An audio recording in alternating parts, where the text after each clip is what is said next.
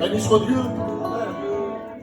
Je lève mes mains, même quand tout va mal, même quand tout va bien, je lève mes mains.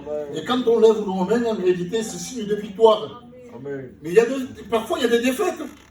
Parfois, il y a des défaites. Et ce cantique, et même Dieu nous demande toujours d'aller plus loin. Même quand il y a des défaites, on ne sert pas Dieu quand tout va bien.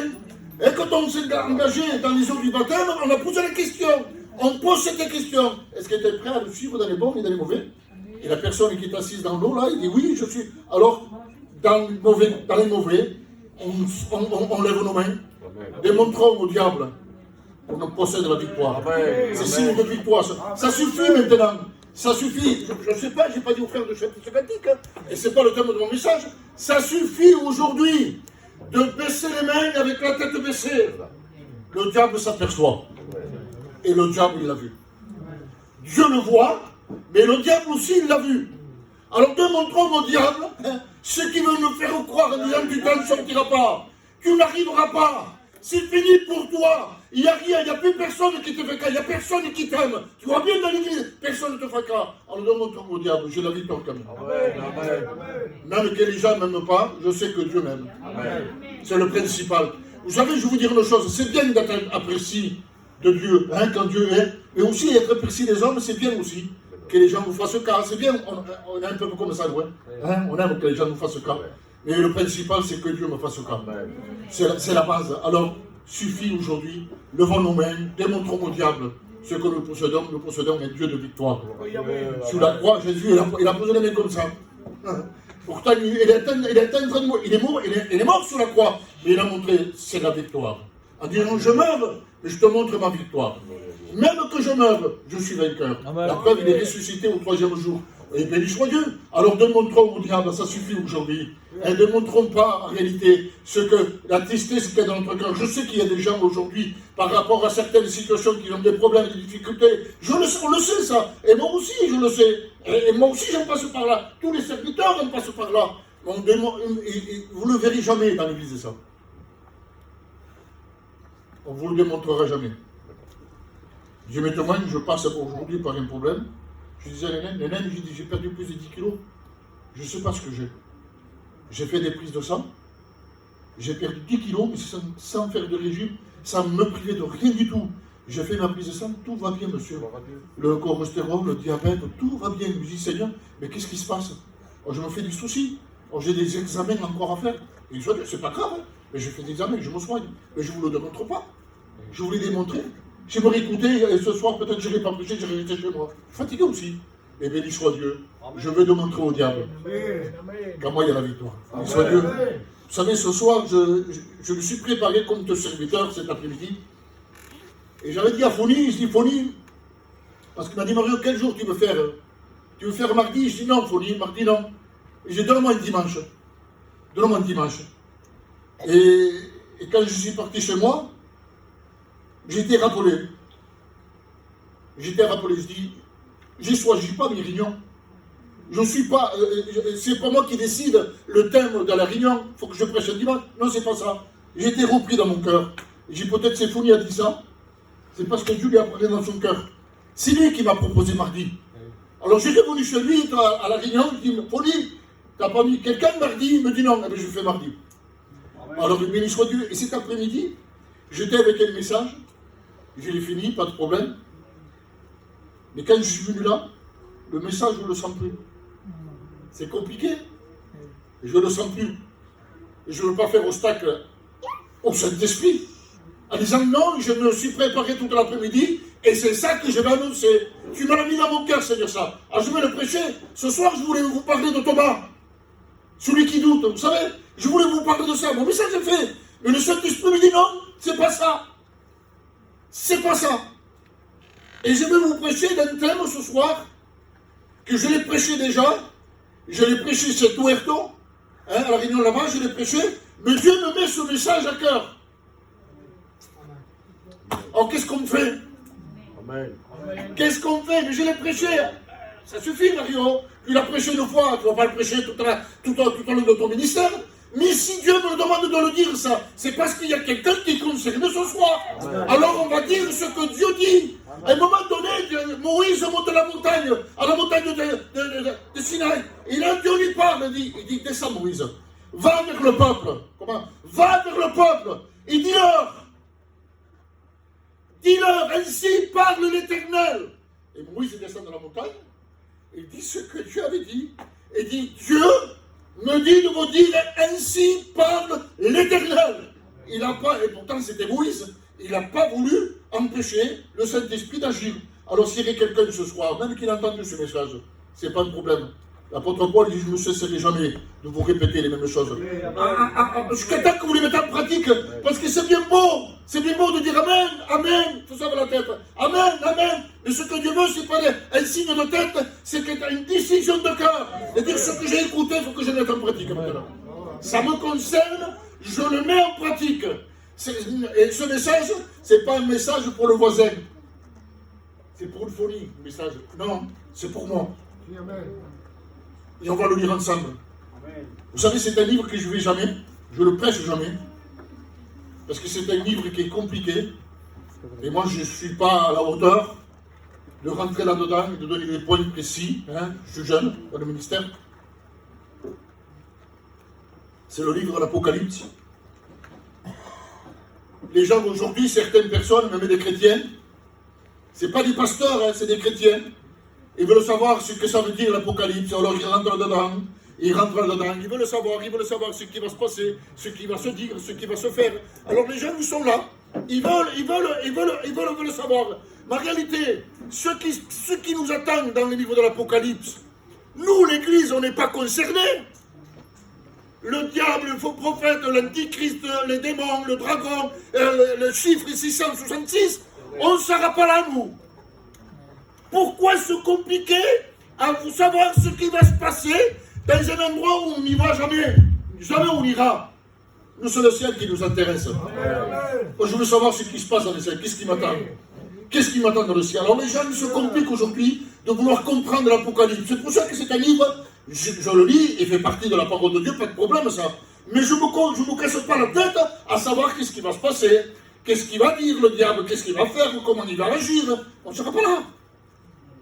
Un jour, on était à l'école biblique, et je rentre dans le message. On était aux écoles bibliques, et à l'époque, il y avait Payon. Et Payon nous avait parlé sur l'Apocalypse. Et nous, moi, j'avais encore jamais prêché. Il nous enseigne sur l'Apocalypse, jamais prêché, moi. Jamais. Et il nous enseigne sur l'Apocalypse. Alors, il nous parle du dragon, du si, patati, patata. Et tout à coup, il dit, on pourra combattre, parce que le diable, il dit, se transforme en ours, en crocodile. Et dans l'Apocalypse, il parle de ça, c'est le diable, ça. Et il dit, et tous ces animaux, tout ça, le serpent, tout ça, on peut le combattre. Pas de problème. Mais il dit, il y en a un qu'on ne peut pas le combattre. Il dit, c'est le dragon. Il saute du sujet, il va plus loin. Et nous, on était des étudiants en première année. On était là, on voulait l'explication, pourquoi pas le dragon. Vous savez ce qu'il avait dit? Il dit, ça vous intrigue, qu'est-ce que je vous ai dit? Et nous, on était là, oui mon frère, oui. Pourquoi pas le dragon? Il dit, je vous explique pourquoi. Parce que quand il y aura le dragon, nous, on ne sera pas là. Alors, si tu veux le combattre, il dit, reste ici. Et il dit, quand le jour, le dragon va apparaître, nous, on sera au ciel. Alors, c'est pour ça qu'on ne peut pas le combattre. C'est pourquoi combattre quelqu'un qu'on ne sera pas. Alors, béni soit Dieu. Alors, pourquoi comprendre la Bible? Vous voulez savoir qu'est-ce qu'est le diable? C'est quoi le chiffre 666? Mais c'est pour ceux qui meurent, pour ceux qui vont en enfer. C'est pas pour nous. Alors, ne se cassez pas la tête. Lisez les 4 évangiles. Jésus vous aime. Jésus est monté sur la croix. Amen. Jean 3,16, car Dieu a tant aimé. Vous lisez ça. Apprenez qui est Jésus. Apprenez qui est Jésus. Et après, vous ouvrez d'autres portes. Vous savez, je ne sais pas pourquoi je dis ça. Il y a des gens aujourd'hui qui rentrent dans une pièce. Vous voyez cette pièce-là? Vous voyez, il y a une porte là-bas. Alors quand on lit, il y a un verset dans la Bible. On ne le comprend pas. On ne comprend pas que lui, directement, il va passer à notre pièce. Ah non! Et dans cette pièce, comprends tout ce qu'il y a. Et quand tu arriveras à comprendre ce qu'il y a, l'autre porte, quand tu vas rentrer, ça sera la suite. Mais eux, ils ne connaissent pas l'histoire, qui veulent rentrer dans la suite là-bas. Alors ils sont perdus. Alors soyez sages. Lisez l'évangile. Lisez qui est Jésus. Qui est-tu Jésus? Qu'est-ce que en réalité, je veux que Saint Homme à toi. Qu'est-ce que tu es? Amour, pardon, miséricorde. Tu es celui qui est compassion. C'est ça que je veux moi. Arrêtons avec ça. Alors, je vais vous lire un passage dans la parole de Dieu. dans l'Apocalypse. Apocalypse 2, non 1, mais 2, verset 1er. Apocalypse 2, premier verset. Écrit à l'ange de l'église d'Éphèse, voici celui qui tient les 7 étoiles dans sa main droite, celui qui marche au milieu des 7 chandeliers d'or. Je m'arrêterai là. Et dit celui qui tient les 7 étoiles dans sa main. Et les 7 chandeliers, c'est le chiffre parfait ça. C'est le chiffre de Dieu. Mais qu'est-ce que ça représente les 7 étoiles? Les 7 étoiles représentent quoi? La puissance. Représente la puissance et la force. La Bible dit qu'il a pris les étoiles dans sa main et les a jetées dans le firmament. Et les 7 chandeliers, c'est les 7 églises. Les 7 églises qui parlent de l'Apocalypse. Et dit c'est les 7 églises. Et celui qui marche au milieu des chandeliers d'or, c'est Jésus, vous comprenez très bien. Et celui qui marche au milieu de 7 chandeliers d'or. Je connais tes œuvres, ton travail, ta persévérance. Je sais. Il le sait. Je sais que tu ne peux supporter le méchant, que tu ne approuvais ceux qui se disent apôtres et qui ne sont pas, et que tu les as trouvés menteurs, que tu as, et au verset 4, mais c'est que j'ai contre toi,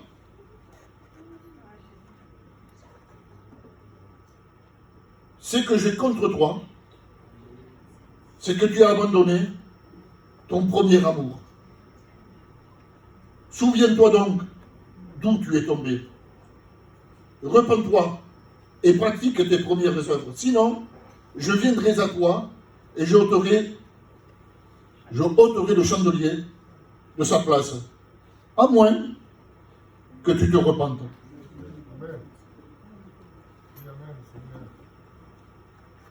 J'ai remarqué quelque chose parmi notre peuple. On est des gens qu'on croit à Jésus, pas de problème. Mais je remarqué quelque chose, qu'il manque quelque chose dans nos cœurs. Qu'il manque quelque chose c'est-à-dire, il manque quelque chose dans une vie de chrétien. Parce qu'au premier feu, première rencontre avec lui, on est capable d'exploser, d'aimer tout le monde. Mais avec le temps, on dirait que cet amour se refroidit.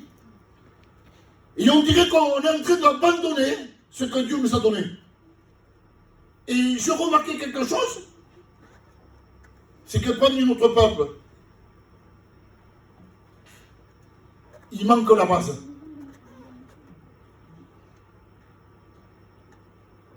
Il manque le fondement. Et le fondement, c'est l'amour. L'amour, c'est la base d'un chrétien.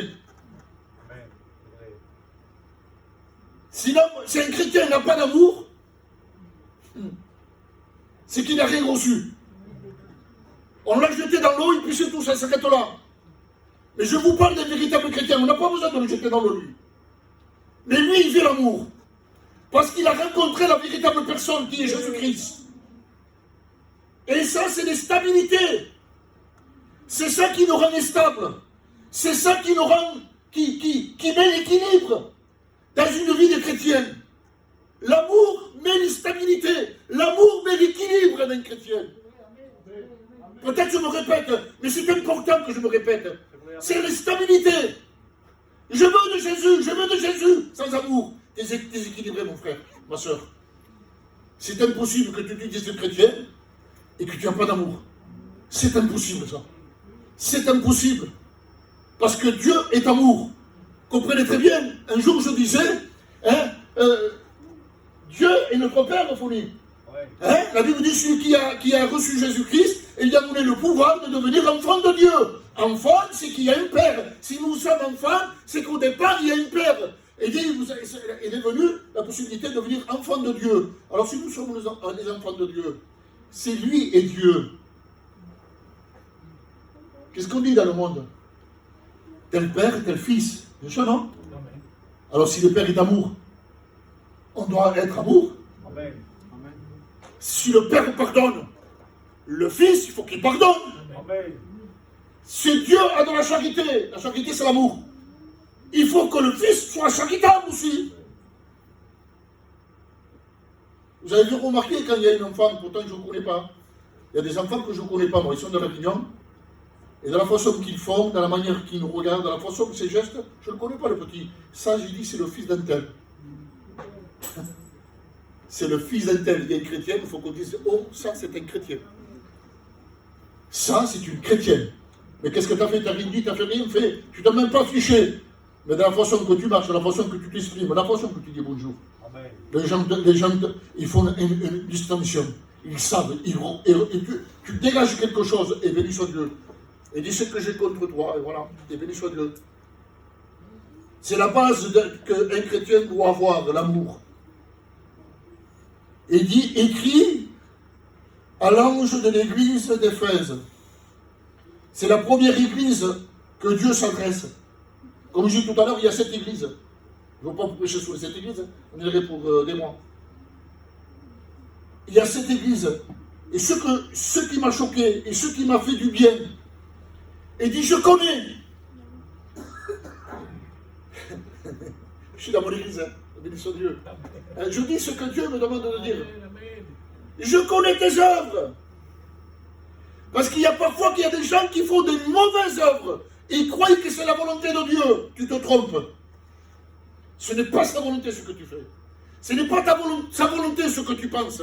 Ce n'est pas sa volonté de lui ce que tu dis. Ce n'est pas sa volonté. Et dit, je connais tes œuvres. Mais il connaît ce qui est dans le secret. Comment ça? Ah oui. Parce que peut-être dans l'église, tu peux faire apparaître quelque chose et que dans le secret, tu ne vis pas. Dans l'église, tu veux apparaître quelqu'un, un personnage, comme la femme de Jéréboam, déguisée, maquillée. Plus elle dans l'église, c'est plus elle. C'est une femme déguisée. Et quand il rentre chez elle, tout le déguisement, il enlève. Le masque, il ôte et son mari le voit. Tu n'étais pas comme ça l'église. Un jour, une femme, il a dit, un frère, il était responsable de l'église. Et un jour, sa femme lui dit, ça marche bien l'église, hein? On est bien dans l'église, on est bien dans l'œuvre. Il dit, oui. Ça a duré quelques jours. Il y a sa femme, un jour, il a obligé de dire à son mari. C'était lui le responsable. Et il dit, tu sais ce que m'a fait mon mari? Il dit, non, qu'est-ce qu'il y a? Il dit, j'ai un projet. Quoi? On va vendre notre camping, on va vendre tout, ouais? On va vivre dans la Réunion. Comment il dit? Oui, on va faire une petite pièce, une chambre, ça nous suffira nous. On vivra dans l'église. Et bien la soeur, vous savez ce qu'il disait? Il y avait quelque chose à la sortie. Il dit, on va vivre dans l'église. Il me dit, pourquoi? Mais non, on ne peut pas vivre dans l'église maintenant. Il dit, oui, parce que dans l'église, c'était pas pareil comme était dehors. Dans l'église, c'était un autre personnage. Alors je préfère mieux vivre dans l'église, comme ça tu ne changeras pas. Il dit, quand tu sors dehors, tu as un autre personnage. Tu ne montres pas en réalité ce que tu es dans l'église. Et il y en a comme ça. Il y en a qui vivent comme ça. Et Dieu le sait, je connais tes œuvres. Ce qui est dans le secret, je le connais, je te connais, et je sais comment tu vis. Alors, essayons pas de tricher, soyons ce que nous sommes. Soyons ce que nous sommes. C'est beau quand quelqu'un vient pro de Dieu, pas devant les serviteurs. Tu n'as pas besoin de venir vers le responsable et de raconter ta misère. Je bénis Dieu pour le témoignage de Marichi. Béni soit Dieu, c'est chez toi que tu te nourris. C'est chez toi qu'il y a l'intimité. Parce que chez toi, quand tu es seul, ce que tu dis avec lui, ta parole, tu es seul. Tu ne le diras pas dans l'église. Hein. Seigneur, j'ai péché, j'ai murmuré le frère là-bas, j'ai critiqué, tu ne le diras pas ça, ici. Mais je sais que chez toi, tu peux le dire. Alors, béni soit Dieu, je connais ce qui est dans le secret, je te connais. Et dit, je connais ton travail, moi. Je connais ton travail, ta persévérance. C'est quoi la persévérance? C'est quoi? La persévérance, c'est quelqu'un qui demande quelque chose à Dieu et qui ne le reçoit pas. Et qui revient le lendemain, il demande la même chose. Il ne le reçoit jamais. Pendant des mois, il ne le reçoit jamais. Et lui, il persévère dans ce sens-là. Moi, j'appelle ça la prière tenace. Quelqu'un qui est tenace. Les capitoules, en tout cas, bon, donne une veste, tu me la donnes, il ne te va pas dans voilà. Mais non, tu ne vas pas. C'est ma femme qui m'a fait cadeau. Je ne peux pas te le donner. La femme m'a fait cadeau, je ne peux pas te donner, c'est le cadeau ça. Et moi, tous les jours que je vais vers lui, Samuel, normal, Samuel. Vous savez qu'est-ce qu'il va faire? À force. Quand il me verra, il dira, ah, c'est qui? Il est encore là. Il dira à sa femme, tu sais ce qu'on va faire tonight? Je vais lui donner cette veste. Comme ça, il nous laissera tranquille. Et même qu'il me voit petite, moi je la prendrai quand même. Mais lui, ça va dégager. C'est ça, la persévérance. C'est d'insister dans quelque chose que peut-être Dieu... Vous savez que le nom de Dieu est bon. Hein? Vous savez ça? Oui. Seigneur, bénis-moi. Et lui, tu dis non, je ne te bénis pas. Mais béni soit Dieu. Le nom de Dieu est bon. Parce qu'il y a des gens aujourd'hui qui veulent que le oui. Un jour, Jacob, il a combattu. La Bible tout dans lui, il dit, tu ne partiras pas dès que tu m'auras parlé. Et là, je ne vais pas le bénir. Je ne te bénis pas. Non. Mais il a persévéré. Il a été emboîté de la hanche. Et Dieu, il a dit, tu as combattu contre l'Éternel et tu te trouvais vainqueur. Et là, il exaucé. Et il est parti boiteux, mais il était béni. Béni soit Dieu. Et dit, je connais ta persévérance. Et que tu ne peux supporter le méchant. C'est qui le méchant? Dans le livre d'Éphésiens, Éphésiens 10, 6 et au verset 10, il parle d'un esprit méchant. C'est le diable, ça. C'est les démons, ça. Mais là, il parle, il dit, je sais que tu ne peux pas supporter le méchant. Ça, c'est quelqu'un qui veut se faire passer pour un chrétien et qui n'en est pas. Qui ment, qui triche. Ça, c'est un méchant. La Bible le dénonce comme ça. C'est quelqu'un qui n'a pas rencontré Jésus-Christ en réalité. Il dit, je sais que tu ne peux pas les supporter. Tu n'arrives pas à les supporter. C'est quelqu'un qui vit dans le péché. Point de la ligne. Mais ce que j'ai contre... Mais si on s'arrêterait là, dans cette église-là, si on s'arrêterait là, c'est une église formidable. Je connais tes œuvres, ton travail, ta persévérance. Je sais que tu ne peux pas supporter les méchants. Celui qui vit dans le péché, tu ne peux pas le supporter. Tu ne l'aimes pas. Tu ne peux pas rester dans sa compagnie. Maman, ça veut dire quelle église. Quelle église formidable, les frères. Quelle église. Il est au top niveau. Mais dis, sais que j'ai contre toi. Comment ça? Tu viens de me faire des éloges, là, maintenant. Maintenant, tu veux de faire des éloges. Je connais tes œuvres, ton travail, tu connais tout. Tu connais ta persévérance. Tu viens de me faire des éloges. Et là, tu me fais un reproche. Oui, Dieu a un reproche à te faire. Et dit, ce que j'ai contre toi. Il n'a pas dit contre vous. Contre vous, ça concerne tout le monde. Mais là, il dit contre toi. C'est toi. C'est moi tout seul. Je ne veux pas dire que c'est pour Billy, non. Il dit, j'ai quelque chose contre toi. C'est toi. Il a un reproche. C'est-à-dire que Dieu a un décontentement. Vous savez qu'est-ce que ça veut dire, ça? Ça veut dire qu'il est déçu. Déçu de quelqu'un. C'est que j'ai quelque chose contre toi. Je suis déçu. Je suis déçu de toi. Et pourtant, tu viens de me faire des éloges, Seigneur. Je connais ton travail, ta persévérance, je connais tes œuvres, je connais tout de toi. Mais là, il me fait un reproche. Oui, Dieu a quelque chose contre toi. C'est contre toi. Dans tout le long de la réunion pour réfléchir. Et je ne voudrais pas que tu l'écris à haute voix, ce que tu vis. Et ce que Dieu est en train de mettre le doigt là. En train de te montrer ton défaut. En train de te montrer ce que tu vis en réalité. Tu n'as pas besoin, mais réfléchis toute la vidéo. C'est que tu as abandonné. Ouais. C'est que tu as abandonné. C'est-à-dire que tu m'as jeté. Parce que quand on n'a plus l'amour d'un chrétien, c'est parce que lui, il n'y est plus dans la maison. C'est que tu as abandonné en disant, tu m'as abandonné, tu m'as jeté. C'est quelque chose qu'on a négligé, ça. On l'a négligé, tu m'as abandonné, tu m'as rejeté. Et quand on arrive à jeter, c'est parce qu'on ne gardera jamais quelque chose qu'on n'aime pas. Est-ce que vous garderez quelque chose que vous n'aimez pas? Billy, 1, 2, 3, tu le jettes. Que je vienne vers toi dans ta maison, excusez-moi Billy, je prends ton exemple. Hein. Billy, regarde ça, tu vois cette chaise-là, jette-la. Mais tu t'en sers pas, tu l'aimes plus cette chaise, tu t'embarrasses. Je n'ai pas besoin de finir la phrase, que ça sera jeté. Maintenant, quelque chose de dur, ça va être plus compliqué. Quelque chose qu'on aime. Mais quelque chose qu'on n'aime pas, on ne le garde pas, ça.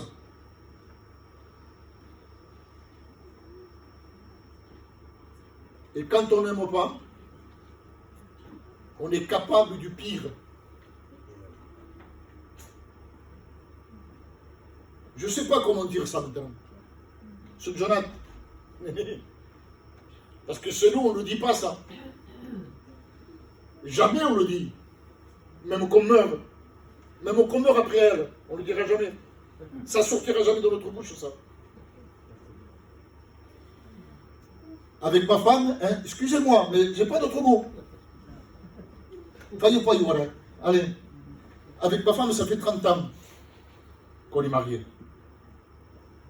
Eh bien, soit Dieu, 30 ans. J'ai pas besoin de dire à ma femme, je l'aime. Jamais j'ai dit ça. Je sais que vous aussi, vous ne le dites pas. Ah, on remarque qu'aujourd'hui, il y a des amoureux, hein. Bon, non. On ne le dira jamais, ça, vous comprenez très bien. Mais ça fait 30 ans. Au bout de 30 ans, ça prouve que je l'aime. Vous comprenez très bien. Mais le jour où je la quitte, qui me met, hein, que Dieu me garde, je l'aime trop. Je ne la quitterai jamais. Oui, je le dis. Ça fait 30 ans que je suis avec elle, ça veut dire tout ça. Je dis ça pour elle, voilà. Mais le jour où je la quitte, que je l'abandonne, excusez-moi du mot, mais je n'ai pas d'autre mot, c'est parce que mes regards se sont poussés sur quelqu'un d'autre. C'est vrai. C'est pas compliqué. C'est ce que Dieu est en train de dire, c'est que tu m'as abandonné, c'est-à-dire que ton regard s'est poussé sur quelque chose d'autre. Au lieu, il n'y est plus. Disant, tu m'as abandonné, tu m'as rejeté. Mais pour quelle raison? Tu m'as jeté, tu m'as rejeté. Pour quelle raison? Parce qu'il y a quelque chose qui a pris sa place. Comprenez très bien. Alors qu'il y a quelqu'un qui prend la place de quelqu'un d'autre, la deuxième personne, on ne la veut plus, on ne la supporte plus. On ne la veut plus. Qu'est-ce qu'on fait? On la jette. On l'abandonne. Même qu'il avait le besoin, on l'abandonne, on ne t'en veut plus. J'ai rencontré quelque chose de mieux. Et c'est ça qu'il est en train de faire un reproche, Dieu, à l'église là. C'est que j'ai contre toi. C'est contre toi, c'est que tu m'as abandonné. C'est que tu as abandonné, négligé, jeté. Et quand on est capable du pire.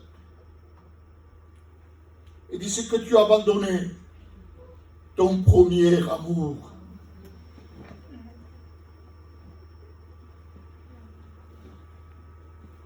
La Bible dit, tu pourras avoir la séance de tout ministère, tu peux avoir tout le parler en langue, tout ce qui se passe dans le ciel, toute une grande connaissance, tout ce que tu es de toi, tous les dons que Dieu peut te donner. La Bible dit, si tu n'en as pas d'amour, tu n'es rien. Maman, je vous dis, c'est à la base, ça, d'un chrétien. L'amour, c'est l'instabilité. C'est ça qui nous rend instables. Des fois, on va aller loin avec quelqu'un, des fois. Des fois, on voit ce qu'on le voit, mais des fois, on va aller loin, mais l'amour nous reprend. L'amour nous reprend. Et des fois, les mots qu'on veut dire, on ne le dit pas. On dit la moitié, on essaye de le gagner. On ne veut pas le perdre. On ne veut pas le perdre. On essaye de le gagner, on essaye de le retenir. On fait tout notre possible. Parce que l'amour nous inonde. Ah oui, les pasteurs font n'importe quoi. Non, on ne fait pas n'importe quoi. On est animé d'un esprit. Et si cet esprit s'est répandu en moi, j'arrête mon ministère. Qu'est-ce que je fais là derrière? Qu'est-ce que je fais là derrière? Je ne peux pas pardonner à quelqu'un. Qu'est-ce que je fais là derrière? Je ne peux pas t'aimer, Jean-Paul. Qu'est-ce que je fais là derrière là? Je ne peux pas aimer l'église. Qu'est-ce que je fais là derrière? Je ne peux pas supporter mes langues. Qu'est-ce que je fais là derrière? Il y a des caractères qui sont différents. La Bible dit, supportez-vous les uns les autres. Car l'amour vient de Dieu. L'amour vient de Dieu. Comment ça se fait que ce frère est plein d'amour? Parce que ça vient de Dieu, ça ne vient pas de moi. Ça ne vient pas de moi, ça vient de Dieu. Et que Dieu soit béni, glorifié.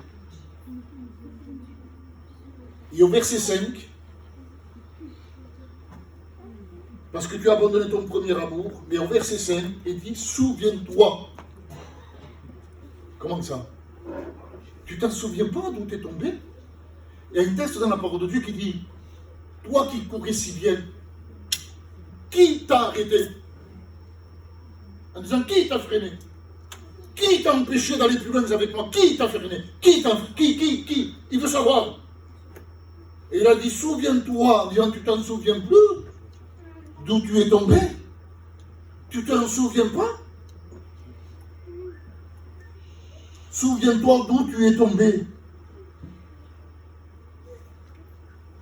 Et vous savez, je vous dis une chose.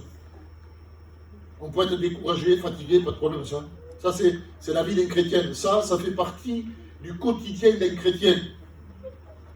Le quotidien du chrétien, ce n'est pas tout le temps en haut. Ceux qui vous ont dit ça, allez pécheux.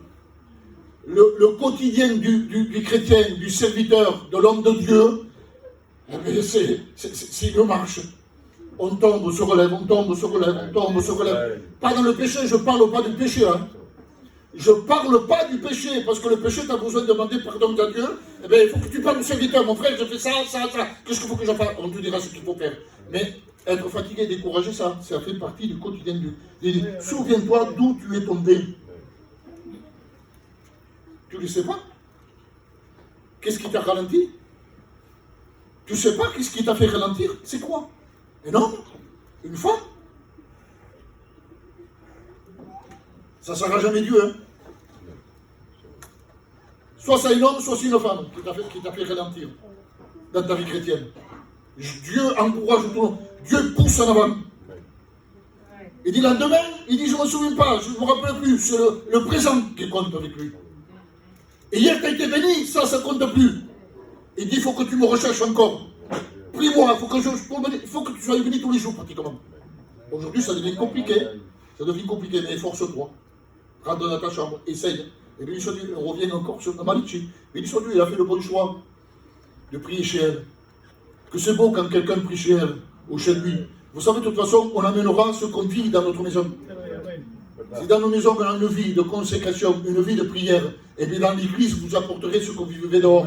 On n'apportera jamais ce qu'on vit à l'église dehors. Ce n'est pas vrai. L'église, c'est un rassemblement. Ici, on prêche l'évangile pour sauver les gens. On dit, voilà, pour prendre la Sainte Seine, tout ça. Ici, c'est comme un hôpital, mais pour ceux qui sont malades. Mais celui qui a accepté Jésus-Christ, on n'est plus de malade. Nous, maintenant, il faut qu'on témoigne aux gens ce qu'on a reçu. Vous comprenez très bien, bon, en qui on témoigne? Dans l'église. Vous ne voulez pas me dire que vous allez me témoigner à moi? On est des pasteurs, nous. Il faut que vous témoigniez dehors. Comme il a fait mon neveu. Béni soit Dieu. Il a témoigné à son patron, mon fils de patron. C'est ça, le véritable évangile. Ce n'est pas dans la réunion. Dans la réunion, tout le monde est chrétien, tout le monde tape des mains, tout le monde chante, et tout le monde parle en langue. Mais dehors, ce n'est pas ça.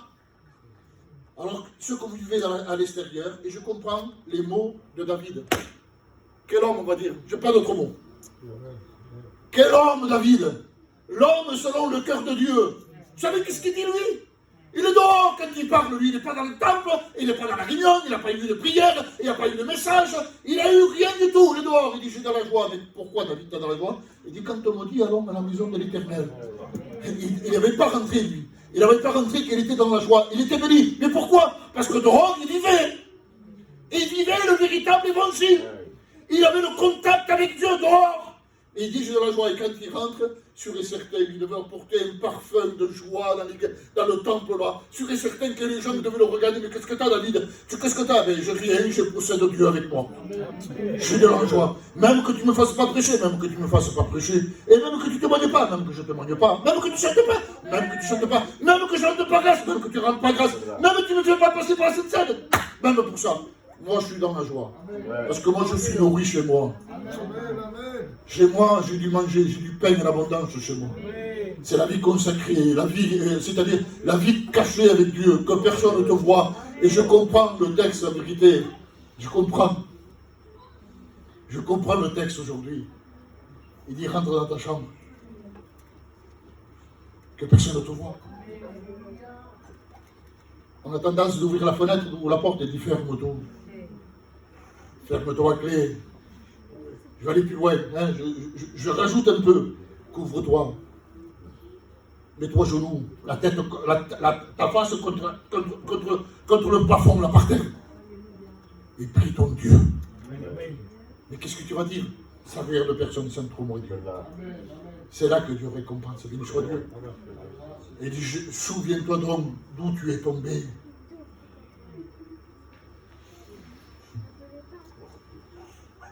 Avec Dieu, il y a toujours une main tendue. Pourtant, le message est fort, là. Il dit, tu m'as abandonné. Tu as perdu ton premier amour. Je connais tes œuvres. Il dit, souviens-toi d'où tu es tombé. Là, il nous dit clairement, tu es tombé. Il nous dit clairement, tu es tombé. Mais avec Dieu, ne nous laisse pas comme ça. C'est-à-dire qu'avec Dieu, il y a une main tendue. Il dit, reprends-toi. Hein? Comment ça? Il dit, reprends-toi. Et pratique tes premières œuvres.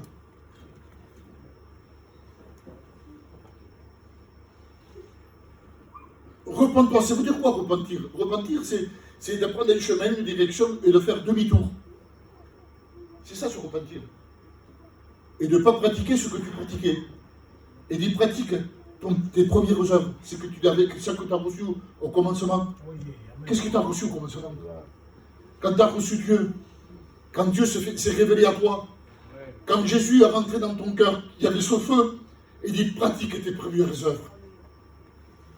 Comme au premier jour. Il dit sinon, non. Sinon, je viendrai.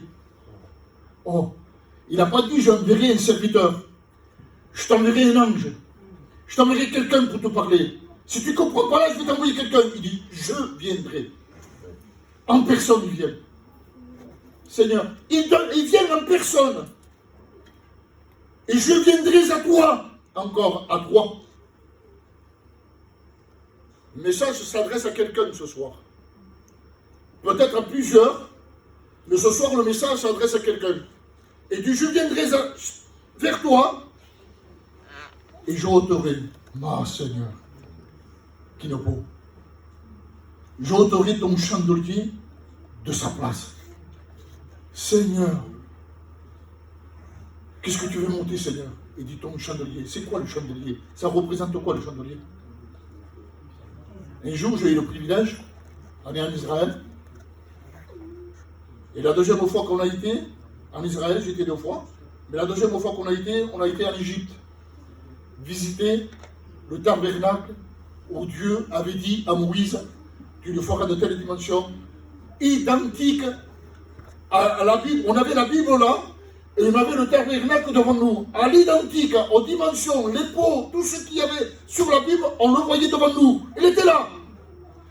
Et quand on est rentré dans le temple, on va dire, dans la tente de signation, et quand on est rentré là, la première chose que j'ai vu la table des pains. Et en face de la table des pains, il y avait un grand chandelier d'or, immense. Et moi, je regardais ce chandelier parce qu'il était tellement grand, il m'a choqué. C'est-à-dire que c'est pas possible, il était si grand que ça, mais c'était tout à l'identique. Mais ça représente quoi, le chandelier? Et sur chaque chandelier, il n'y avait pas des marques de bougies. C'était pas des bougies. Maintenant, les juifs mettent des bougies. Mais c'était pas ça à l'époque. À l'époque, c'était comme un genre de lampe qui était rempli d'huile à chaque branche. Et à chaque branche, on mettait une mèche et on l'allumait. Et ça éclairait le lieu saint. Pas le lieu très saint. C'était pour éclairer le lieu saint. Et dans ces lampes-là, il y avait de l'huile. Mais ça représente quoi, cette huile? L'huile représente la bénédiction. L'huile représente la consécration. Il dit, je ôterai ton chandelier de sa place. C'est-à-dire, ce que je t'ai donné, je te l'enlève. Je te le reprends. Tu ne posséderas plus rien, Seigneur. Et dit, repens-toi. Sinon, je viendrai à toi et je ôterai le chandelier de sa place. Vous voyez qu'encore Dieu est amour. C'est pour ça. Pourtant, cette église, elle en a fait. Pourtant, Dieu s'explique clairement ici. Et il dit, je viendrai à toi, si tu ne respectes pas, si tu ne le fais pas, je viendrai à toi, je déplacerai le chandelier de sa place. Et voici ce qu'il dit. À moins, et béni soit Dieu, à moins que tu te repentes. C'est-à-dire qu'encore, il te laisse une chance. Tu en as fait avec Dieu. Tu lui as fait voir de toutes les couleurs à Dieu. Mais lui, au moins, il dit que tu te repentes.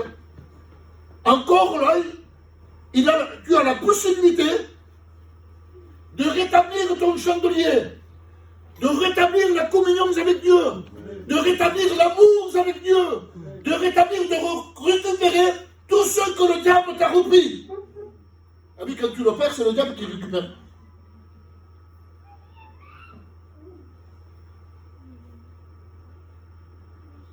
Et de tout récupérer, et béni soit Dieu.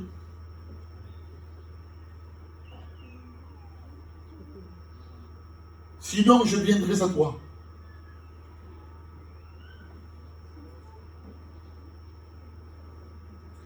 J'aimerais que ce soir, vous preniez conscience du message. Vous savez, ce n'est pas un message de condamnation, Ce n'est pas un message que je pointe du doigt. Ce n'est pas un message que je dis c'est pour elle ou c'est pour lui. Non, non, non. Que Dieu me garde de faire ça. Je dis ce que Dieu me demande de faire et de dire. Je ne sais pas ce que tu as perdu. Je ne sais pas ce que tu as abandonné. Peut-être avant dans l'église, tu avais le don de prophétie. Peut-être avant, tu avais le don de le chant céleste. Peut-être avant, tu avais le don d'interprétation des langues. Ou peut-être c'est toi qui donnais la prophétie dans l'église. Avant, quand tu chantais, tu étais inondé de cette onction qui représente l'huile. De l'Epsom 133, il dit qu'il est doux, agréable pour des frères de demeurer ensemble. Et il dit c'est comme l'huile précieuse, de cette huile qui est précieuse. Peut-être avant, tu étais comme ça. Qu'aujourd'hui, peut-être aujourd'hui, tu n'en es plus. Et moi, je ne sais pas ce que tu as perdu. On peut mettre beaucoup de choses, je ne veux pas numérer tout point par point ce que tu as perdu. Mais dans ton cœur, tu sais ce que tu as perdu. Ce n'est pas à moi à te dire ce que tu as perdu. Peut-être tu as perdu la communion. La Bible dit qu'il est doux agréable pour des frères. Quand il parle de frères, il parle de sœurs. Pour des frères, de demeurer. Et le texte littéral, il dit d'habiter ensemble. Amen. Il dit c'est comme l'huile précieuse. Il dit c'est là que j'envoie la bénédiction et la vie pour l'éternité. Il s'agit du salut. Là, il va loin. Il s'agit du salut. Alors je ne sais pas ce que tu as perdu. Peut-être tu as perdu la lecture. Peut-être tu as perdu la prière. Peut-être tu as perdu ta maîtrise de soi. Je ne sais pas ce que tu as perdu, mais Dieu te fait un reproche. Hein. Tu m'as abandonné. Mais qu'est-ce qui a remplacé lui? Mais qu'est-ce qui a remplacé lui? C'est-à-dire que tu m'as abandonné, mais qu'est-ce qui m'a remplacé? Qu'est-ce qui t'a mis à la place? Est-ce que ce serait de la haine? On y va, hein? Est-ce que ce serait la haine, la jalousie? Vous savez, dans l'église, il peut y avoir des jaloux, des jalouses l'un de l'autre. Pourquoi lui témoigne? Pourquoi il lui chante? Moi, je connais sa vie, tu ne connais rien de sa vie. Tu ne connais rien du tout. Mais Dieu le connaît.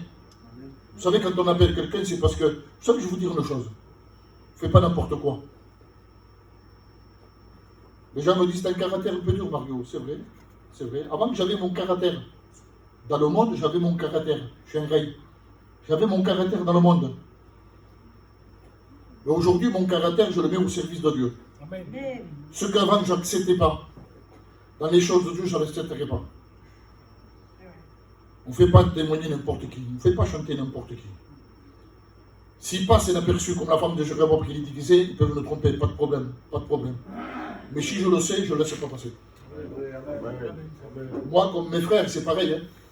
De toute façon, si je travaille avec eux, si je suis engagé avec eux, c'est parce qu'on a la même vision, on a le même travail. Mais maintenant, si j'aurais une autre vision que la mienne, je dirais non. Je vais changer, je vais voir une autre église, c'est la même vision que moi. Mais on a le même travail. Ça fait combien de temps qu'on est ensemble, folie? Vous l'aimez? Depuis qu'on est chrétien, qu'on est ensemble. Et bien, béni soit Dieu, mais ça marche. Or que Dieu soit béni, glorifié. Alors Dieu te fait un reproche. Qu'est-ce que tu as abandonné? Qu'est-ce que tu m'as... Pourquoi la raison que tu m'as jeté?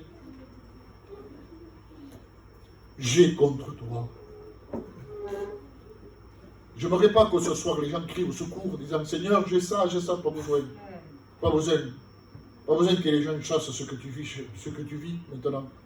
Ce que tu as perdu, ce que tu as négligé. On n'a pas besoin de le savoir, ça. L'Église n'a pas besoin de le savoir, ça. On n'a pas besoin de crier. Je vous dis, Franck, tu feras plus pitié qu'à rien d'autre. Mais rentre chez toi. Demain matin, peut-être tu ne le feras pas devant ta femme ce soir, et toi devant ton mari, mais demain, tu es seul et tu es seul. Et là, parle avec lui. Et sois vrai surtout. Seigneur, je ne sais pas ce que j'ai abandonné. Moi, je le sais ce que j'ai abandonné. Moi, dans mon cœur, je sais. C'est entre moi et Dieu. Et j'espère que vous, chacun d'entre vous, vous le savez, ce que vous avez abandonné. Et qui n'a l'axe. Parce que Dieu peut parler à travers une prophétie maintenant. Hein? Et tu sais que Dieu peut t'appeler par ton nom et dire un tel, Mario, je connais tes œuvres, je connais ton travail, mais je connais ce qui est dans le secret. Tu peux rappeler? Il peut t'appeler aujourd'hui. Alors sois vrai devant Dieu. Dis-lui ce que tu es. Je suis ça, Seigneur. Je suis ça. Et bien Dieu le voit. Et dit au moins que tu te repentes. Et quand on se repent, ça veut dire qu'on a voué. La Bible dit celui qui avoue et qui délaisse obtient miséricorde. Alors béni soit Dieu, ce soir, je n'irai pas plus loin. Hein. Mais tu sais ce qui ne va pas dans ta vie. J'espère que je n'ai pas été compliqué. Hein. J'ai employé le mot de Gitano. Employer les mots, comme je dis, l'Apocalypse, c'est compliqué. Je n'ai pas voulu. J'ai essayé d'être le plus simple possible. Mais ce soir, il y a moyen de réparation. Amen. Amen. On peut réparer. Il y a le divin docteur qui peut te soigner. Il y a une plaie qui est ouverte là. Il faut que le divin docteur vienne. Mais pour cela, il faut que tu te repentes. Des enseignants, j'en ai trop fait. J'étais trop loin. Alors j'ai fait appel à mon docteur. Le docteur qui est divin, viens Seigneur. Et il est là pour soigner, il est là pour guérir. Alors béni soit Dieu, ne passe pas à côté. Ne passe pas à côté de la bénédiction. Il n'empêche pas ton orgueil, je le dis. N'empêche pas ton orgueil de bénéficier de l'aide de Dieu. Par rapport à notre orgueil, eh bien, des fois, on passe à côté de la bénédiction. Moi, je suis madame Untel, ou moi, je suis monsieur Untel. Mais ton orgueil, en réalité, te fait passer à côté de la bénédiction. Alors ce soir, je t'en supplie, humilie-toi. Amen. Humilie-toi. Dans ton cœur, tu pries le Seigneur. On prie le Seigneur ensemble, béni soit Dieu.